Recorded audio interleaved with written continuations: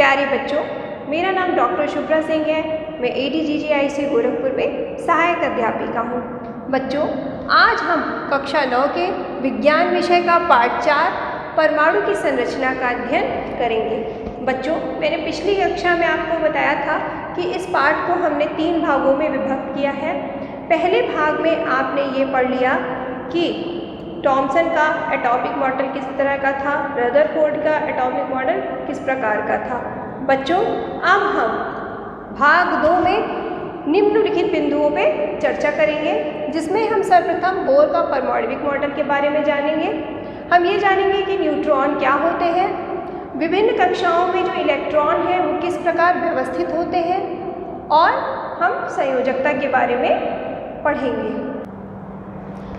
बच्चों, पिछली कक्षा में हमने पढ़ लिया था कि रदरफोर्ड ये बताने में सफल नहीं हो पाए थे कि प्रोटॉन के चारों तरफ जो इलेक्ट्रॉन है वो किस तरीके से व्यवस्थित होता है, या किस तरीके से इलेक्ट्रॉन या कोई परमाणु किस तरीके से स्थायित्व की प्राप्ति करता है। तो बच्चों, किस तरीके से इलेक्ट्रॉन किसी भी परमाणु में व्यवस्थित होता है, इसके लिए बोर ने अपना परमाणु मॉडल संपादित किया। बच्चों, बोर ने ये बताया कि जो इलेक्ट्रॉन है वो कहाँ पे रहता है, वो कक्षाओं में रहता है, वो अपनी अपनी कक्षाओं में रहता है बच्चों।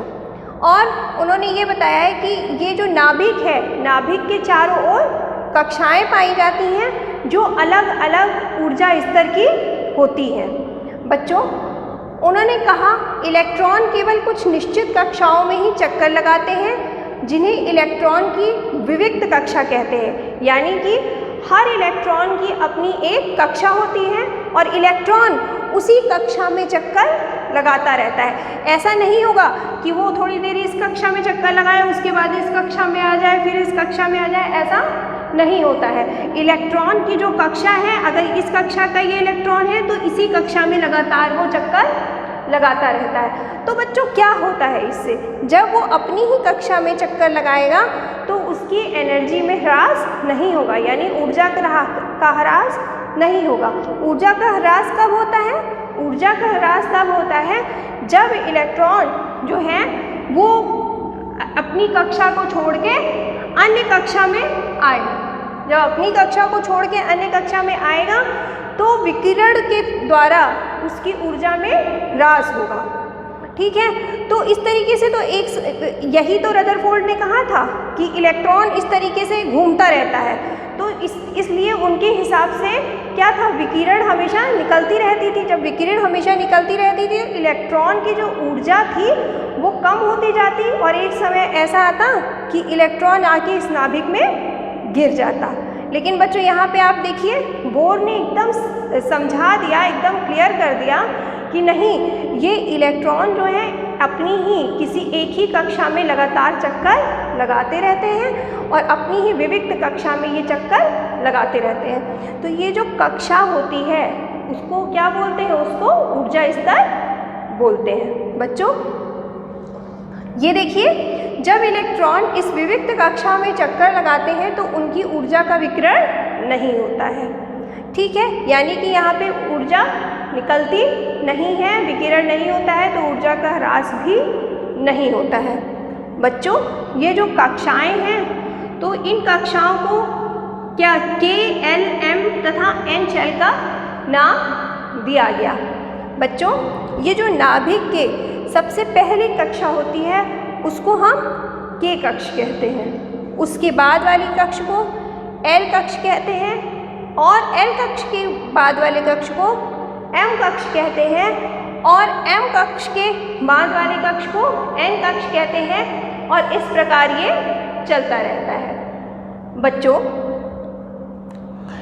अतः हम कह सकते हैं कि ये जो K कक्ष है ये कैसा कक्ष है? ये पहला कक्ष है।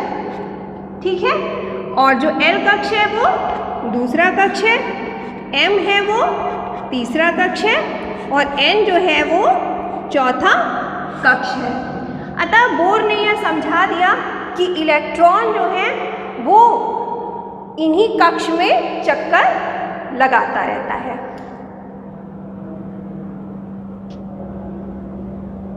तो बच्चों आपने देखा ये KNMN शेल है। तो बच्चों आपको यहाँ समझने की बात यह है कि अगर इलेक्ट्रॉन अपनी ही कक्षा में रहेगा, अपनी ही कक्षा में घूमेगा, तब ऊर्जा का ह्रास नहीं होता है। लेकिन किसी कारणवश अगर इलेक्ट्रॉन अपनी से ऊंची कक्षा में गया, वहाँ पे क्या होगा, वहाँ पे वो ऊर्जा को अवशोषित करेगा, तब वो अपनी अगली कक्षा में जा पाएगा। इसी तरीके से अगर उच्च कक्षा में इलेक्ट्रॉन है वो रोटेट कर रहा है, यानी वहाँ पे घूम रहा है, और उच्च कक्षा से अगर निम्न कक्षा में आए, मान लेते हैं कि इस n कक्षा से इसको m कक्षा में आना है इलेक्ट्रॉन को, तो यहाँ पे क्या होगा, इसकी एनर्जी ज़्यादा होगी, इस वाले इलेक्ट्रॉन की ऊर्जा ज़्यादा होगी, ये उच्च ऊर्जा का स्तर है। तो जब वो उच्च ऊर्जा स्तर से निम्न ऊर्जा स्तर पे आएगा तो वहाँ पे विकिरण स्वरूप ऊर्जा निकलेगी। बच्चों पिछली कक्षा में हमने पढ़ लिया था कि परमाणु में प्रोटॉन और इलेक्ट्रॉन उपस्थित होते हैं। बच्चों प्रोटॉन पे एक धन चार्ज होता है और इलेक्ट्रॉन पे एक ऋण चार्ज होता है या ऋण आवेश होता है। प्रोटॉन को स्मॉल p से और इलेक्ट्रॉन को स्मॉल e से हम लोग लिखते हैं। लेकिन बच्चों बाद में यह पता चला कि प्रोटॉन के साथ साथ परमाणु के नाभिक में क्या न्यूट्रॉन भी पाया जाता है। बच्चों न्यूट्रॉन की खोज किसने की थी, चैडविक नामक वैज्ञानिक ने की थी। ये जो न्यूट्रॉन है, जैसे कि इसके नाम से ही पता चल रहा है, ये न्यूट्रल शब्द से बना हुआ है। न्यूट्रल का मतलब होता है उदासीन, यानी कि न्यूट्रॉन पे किसी प्रकार का कोई भी आवेश नहीं होता है, ना ही धन आवेश होता है और ना ही ऋण आवेश होता है। अतः इसको न्यूट्रॉन का नाम दिया गया। बच्चों ये जो न्यूट्रॉन होता है वो कहाँ होता है उपस्थित, ये नाभिक में उपस्थित होता है, किसी भी परमाणु के नाभिक में। जैसे कि हमने पहले भी पढ़ा था कि नाभिक में प्रोटॉन था, जब रदरफोर्ड का एक्सपेरिमेंट हमने देखा था तो पता चल गया था उसमें कि नाभिक में प्रोटॉन होता है। और अब यहाँ पे न्यूट्रॉन भी पाया जाता है। और बच्चों बोर ने ये बता दिया था कि इलेक्ट्रॉन जो है वो परमाणु के चारों तरफ जो कक्षा है, जो ऊर्जा स्तर है, उसमें एक निश्चित कक्षा में चक्कर लगाते रहते हैं। बच्चों जो न्यूट्रॉन का द्रव्यमान है वो प्रोटॉन के द्रव्यमान के बराबर होता है। अतः अगर हम किसी भी परमाणु के द्रव्यमान की बात करें कि अगर किसी के भी परमाणु का अगर हमें द्रव्यमान ज्ञात करना हो तो हम क्या करेंगे, तो प्रोटॉन का द्रव्यमान और न्यूट्रॉन के द्रव्यमान को जोड़ देंगे तो हमको उस परमाणु का द्रव्यमान पता चल जाएगा। बच्चों जो न्यूट्रॉन होते हैं वो हाइड्रोजन को छोड़ दिया जाए तो वो अन्य सभी परमाणु के नाभिक में पाए जाते हैं। जैसे कि बोर ने यह बता दिया था कि इलेक्ट्रॉन जो है किस तरीके से कक्षा में चक्कर लगाते रहते हैं, उनकी कक्षा निश्चित होती है। लेकिन अब हम ये जानेंगे कि किस कक्षा में कितने इलेक्ट्रॉन रह सकते हैं और उनकी व्यवस्था किस प्रकार होगी। इसके लिए बच्चों हम बोर-बरीका के बारे में जानेंगे, बोर-बरी के फॉर्मूले के बारे में जानेंगे। बोर-बरी ने ये बताया कि किसी भी कक्षा में 2n² इलेक्ट्रॉन रह सकते हैं। यहाँ पे n क्या है, n जो है वो कक्ष की संख्या है, नंबर ऑफ शेल जिसे बोलते हैं। जैसे अगर हम k की बात करें तो k शेल में कितने इलेक्ट्रॉन रह सकते हैं, ये पहली कक्षा है, तो यहाँ पे n, इसके लिए n का मान क्या होगा, 1 होगा, यानी कि 2 गुणे 1 का स्क्वायर इक्वल टू 2, यानी कि यहाँ पे कितने इलेक्ट्रॉन रह सकते हैं, k में 2 इलेक्ट्रॉन रह सकते हैं। इसी प्रकार L देखिए, L के लिए n का मान कितना है, 2 है, यानी कि यहाँ पे n क्या बता रहा है, नंबर ऑफ शेल बता रहे हैं, और L क्या होता है, दूसरा शेल होता है, अतः यहाँ पे हम n की जगह क्या रखेंगे, 2 रखेंगे।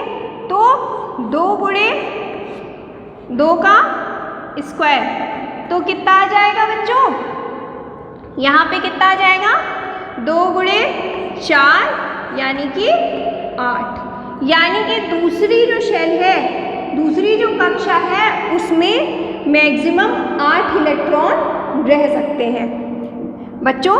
इसी तरह m 3 है, यानी तीसरी कक्षा के लिए जो इलेक्ट्रॉन है वो इस तरह होंगे, 2 गुणे n यहाँ का मान यहाँ 3 है, इसका स्क्वायर कर दीजिए तो यहाँ पे कितना आ जाएगा, 2 गुणे 9 यानी कि 18। यानी तीसरे शेल में मैक्सिमम जो इलेक्ट्रॉन रह सकते हैं, अधिकतम जो इलेक्ट्रॉन रह सकते हैं वो 18 है। इसी तरह जब n का मान 4 होगा तो कितने इलेक्ट्रॉन रह सकते हैं, 2 गुणे 4 का स्क्वायर यानी कि 2 गुणे 16, आपको आंसर मिलेगा 32। यानी कि जो चौथी कक्षा है उसमें अधिकतम 32 इलेक्ट्रॉन रह सकते हैं बच्चों। अब आपने देख लिया कि पहली कक्षा में कितने इलेक्ट्रॉन रह सकते हैं, 2, दूसरी कक्षा में 8, तीसरी कक्षा में 18 और चौथी कक्षा में मैक्सिमम 32 इलेक्ट्रॉन रह सकते हैं। तो आइए बच्चों हम कुछ उदाहरण द्वारा ये समझें कि किस तरीके से इलेक्ट्रॉन का अरेंजमेंट होता है, किस तरह ये इलेक्ट्रॉन वितरित किए जाते हैं बच्चों। तो ये आपने देख लिया कि बोर-बरी के नियम के अंतर्गत कि हर शेल में, हर कक्ष में मैक्सिमम कितने इलेक्ट्रॉन रह सकते हैं बच्चों। एक बात और आपको जाननी है कि जो बाहरी कक्ष होता है, जो बाह्य कक्ष होता है, उसमें अधिकतम 8 इलेक्ट्रॉन रहते हैं बच्चों। और जो पहला जब भीतरी कक्ष भर जाएगा तभी जो है वो बाहरी कक्ष भरा जाएगा। जब इलेक्ट्रॉनों के द्वारा भीतरी कक्ष भर जाएगा, उसमें जैसे कि मान लेते हैं कि पहले कक्ष में 2 इलेक्ट्रॉन रह सकते हैं, हमारे पास कुल इलेक्ट्रॉनों की संख्या कितनी है, लाइए इस लिथियम के माध्यम से समझें इसको। तो देखिए हमारे पास कुल जो संख्या है वो 3 है, इलेक्ट्रॉनों की संख्या 3 है। तो जो भीतरी कक्ष में हमारे 2 इलेक्ट्रॉन रह सकते हैं, तो पहले 2 इलेक्ट्रॉन के शेल में गए, अब बचा 1 इलेक्ट्रॉन, तब वो बाहरी कक्ष में आएगा बच्चों। यहाँ पे देखिए हमने यहाँ पे परमाणु क्रमांक लिखा हुआ है 3, क्योंकि जो परमाणु होते हैं वो उदासीन होते हैं और जो प्रोटॉनों की संख्या होती है वो इलेक्ट्रॉन की संख्या के बराबर होती है, और जो परमाणु क्रमांक होता है वो क्या होता है, वो प्रोटॉन की संख्या होती है। अतः ये हम मान लेते हैं कि ये जो है उतनी, अतः जो 3 है वो इलेक्ट्रॉनों की संख्या है बच्चों। चलिए दूसरे उदाहरण द्वारा इसको समझें, इन नियम को समझें। जैसे कि कार्बन है, कार्बन का परमाणु क्रमांक 6 है, यानी कि उसमें प्रोटॉन की संख्या कितनी है, 6 है। तो प्रोटॉन की संख्या बराबर इलेक्ट्रॉन की संख्या, तो इलेक्ट्रॉन की संख्या कितनी हुई, 6 हुई। तो 6 इलेक्ट्रॉन में से हमने पहले ही जान लिया है कि पहले शेल में ज़्यादा अधिकतम कितने इलेक्ट्रॉन रह सकते हैं, 2 इलेक्ट्रॉन रह सकते हैं। तो 2 इलेक्ट्रॉन हमने भेज दिए पहले शेल में, अब बचे कितने इलेक्ट्रॉन, 4 और इलेक्ट्रॉन बचे, तो वो 4 इलेक्ट्रॉन दूसरे शेल में चले जाएंगे बच्चों। आप सोडियम का उदाहरण देखिए। सोडियम का जो परमाणु क्रमांक होता है 11 होता है, यानी कि उसमें जो इलेक्ट्रॉन होते हैं कितने होते हैं, 11 होते हैं। तो पहले शेल में हमने 2 इलेक्ट्रॉन डाल दिए, जब 2 इलेक्ट्रॉन डाल दिए अभी भी हमारे पास कितने इलेक्ट्रॉन बच रहे हैं, 9 इलेक्ट्रॉन बच रहे हैं। तो दूसरे शेल में हमने पूरे 8 इलेक्ट्रॉन डाले, क्योंकि जब तक ये पूरी तरह भरेगा नहीं, हम जानते हैं कि दूसरे शेल में अधिकतम कितने इलेक्ट्रॉन रह सकते हैं, 8 इलेक्ट्रॉन रह सकते हैं। इसलिए हम इसको पहले 8 इलेक्ट्रॉन से भर देंगे, उसके बाद मात्र 1 इलेक्ट्रॉन बचता है, वो इलेक्ट्रॉन इसके वाहितम कोश में चला जाएगा बच्चों। ऑक्सीजन का देखिए, ऑक्सीजन का परमाणु क्रमांक कितना होता है, 8 होता है, यानी उसमें 8 इलेक्ट्रॉन होते हैं। तो इसमें पहले शेल में हम जानते हैं कि कितने इलेक्ट्रॉन जा सकते हैं, 2 इलेक्ट्रॉन जा सकते हैं। इसके बाद कितने इलेक्ट्रॉन बचते हैं, 6 अन्य इलेक्ट्रॉन बचते हैं। तो इन 6 इलेक्ट्रॉन को हम दूसरे शेल में डालेंगे, यानी ये 6 इलेक्ट्रॉन दूसरे शेल में चले जाते हैं। 2, 3, 4, 5 और 6। इस प्रकार बच्चों जो इलेक्ट्रॉन हैं वो वितरित होते हैं। बच्चों हमने अभी आपको बताया था कि जो वाह्यतम कोश है उसमें 8 इलेक्ट्रॉन से ज़्यादा नहीं रह सकते हैं। ये अष्टक का नियम कहलाता है। तो बच्चों चलिए इसको कैल्शियम के उदाहरण के द्वारा इसको समझते हैं। जैसे कैल्शियम का में जो इलेक्ट्रॉन है वो कितना है, 20 है। 20 इलेक्ट्रॉन को अगर हम डिस्ट्रीब्यूट करें तो किस तरीके से होंगे वितरित, 2, 8 और 10 इस तरीके से हो सकता है। क्योंकि देखिए पहले शेल में 2 इलेक्ट्रॉन रह सकता है, दूसरे शेल में 8 इलेक्ट्रॉन रह सकता है, लेकिन तीसरे शेल में 18 इलेक्ट्रॉन रह सकता है। लेकिन बच्चों अष्टक के नियम के अनुसार जो वाह्यतम कोश है उसमें इलेक्ट्रॉन 8 से ज़्यादा नहीं रह सकते हैं। इसलिए क्या होता है कि इसके 2 इलेक्ट्रॉन जो हैं वो अगली कक्षा में चले जाते हैं बच्चों। तो इसका अरेंजमेंट इस तरीके से हो जाता है। देखिए पहली कक्षा में 2 इलेक्ट्रॉन रहेंगे, दूसरी कक्षा में 8 इलेक्ट्रॉन, तीसरी कक्षा में भी 8 इलेक्ट्रॉन रहेंगे और चौथी कक्षा में 2 इलेक्ट्रॉन रहेगा।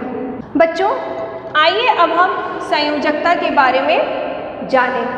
बच्चों हमने ये जान लिया है कि किसी भी परमाणु के नाभिक में जो वाह्यतम कोश होता है उसमें 8 इलेक्ट्रॉन होते हैं।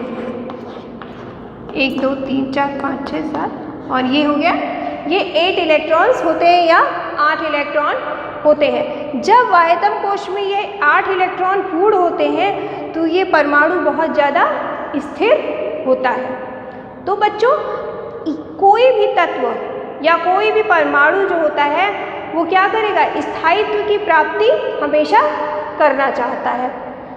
बच्चों तो ये जो अपना कोई भी परमाणु अपना अष्टक पूरा करने के लिए क्या करेगा, या तो इलेक्ट्रॉन लेगा और या तो इलेक्ट्रॉन त्यागेगा।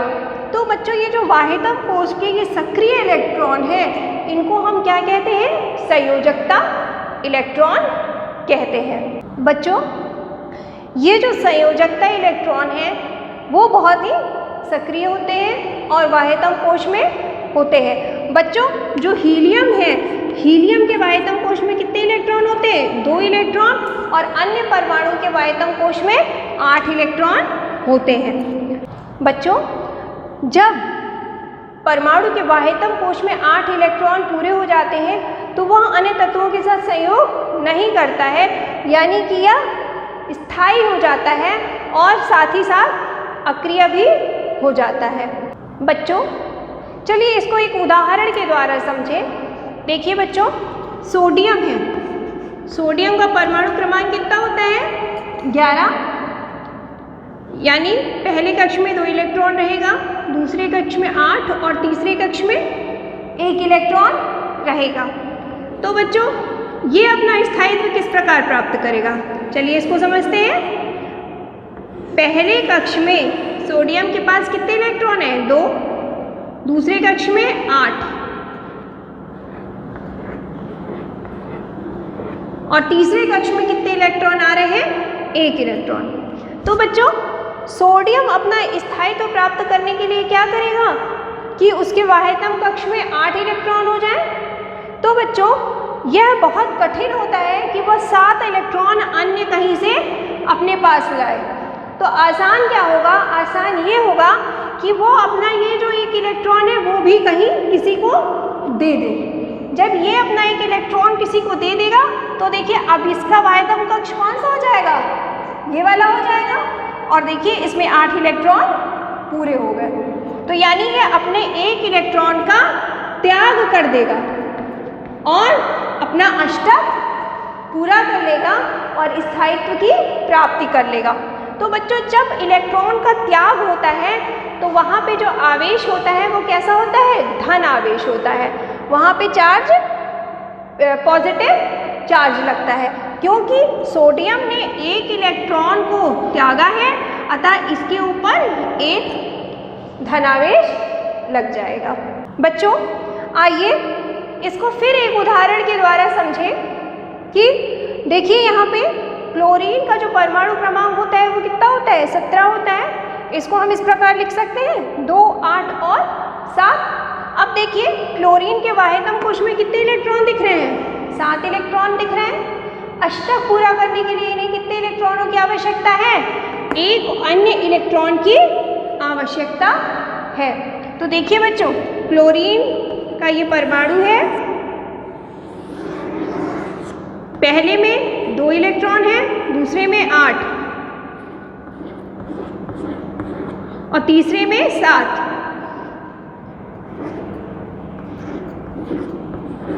बच्चों अब देखिए वाहितम कोश में अष्टक पूरा करने के लिए इसको क्या चाहिए, एक इलेक्ट्रॉन चाहिए।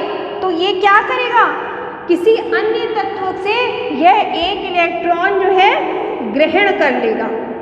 जब अन्य तत्व से ये एक इलेक्ट्रॉन ग्रहण करेगा तो यहाँ पे 8 इलेक्ट्रॉन इसका पूरा हो जाएगा, यानी इसका अष्टक पूरा हो जाएगा। लेकिन चूंकि इसने एक इलेक्ट्रॉन बाहर से लिया है, किसी अन्य तत्व से लिया है, तो जब हम इलेक्ट्रॉन लेते हैं या कोई परमाणु जब इलेक्ट्रॉन लेता है तो उसके ऊपर कोई तत्व जब इलेक्ट्रॉन लेता है तो उसके ऊपर कैसा चार्ज आ जाता है, माइनस का चार्ज आ जाता है, यानी यहाँ पे नेगेटिव चार्ज आ गया। इसने एक इलेक्ट्रॉन लिया है इसलिए एक नेगेटिव चार्ज आया है। तो बच्चों आपने देखा कि किस प्रकार अष्टक पूरा करने के लिए कोई भी तत्व या तो इलेक्ट्रॉन का त्याग करता है और या तो इलेक्ट्रॉन ग्रहण करता है। तो बच्चों जितने इलेक्ट्रॉन का त्याग होता है या जितने इलेक्ट्रॉन ग्रहण होते हैं उसे उस तत्व की संयोजकता कहते हैं। जैसे कि सोडियम है, सोडियम ने एक इलेक्ट्रॉन का त्याग किया था तो सोडियम की संयोजकता कितनी है, 1 है। इसी तरीके से क्लोरीन है, क्लोरीन ने एक इलेक्ट्रॉन ग्रहण किया है तो क्लोरीन की संयोजकता कितनी है, 1 है। बच्चों ये कुछ गृह कार्य है, ये आप लोग कर लीजिएगा। बच्चों इसी के साथ इस पाठ का भाग 2 यहीं समाप्त होता है बच्चों, और हम भाग 3 के साथ जल्दी ही मिलेंगे, जिसमें हम परमाणु संख्या, द्रव्यमान संख्या, समस्थानिक तथा समहारिक के विषय में जानेंगे। आशा करती हूँ ये भाग आपको अवश्य से समझ में आया होगा। धन्यवाद।